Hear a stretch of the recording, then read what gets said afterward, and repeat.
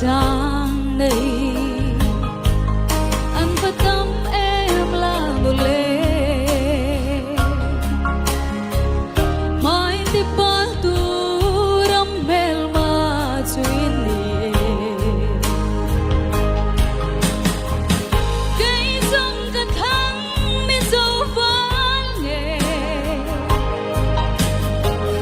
riêng rong muốn khát tu thuộc muốn gì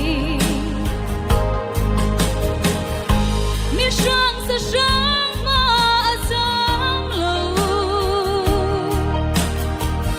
thôi thăng ba lâu giảm sữa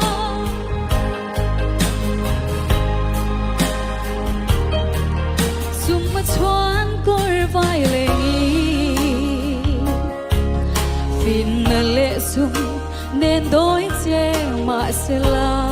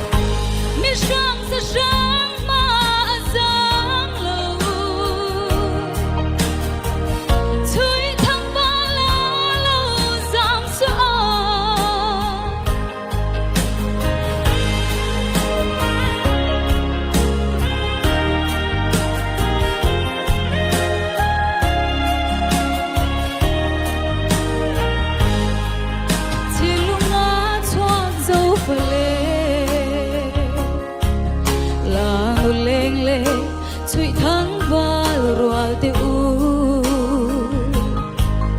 ôn sẽ sáng sẽ ra ngô ly dấu lẽ dấu nghe run muốn na người thu nàng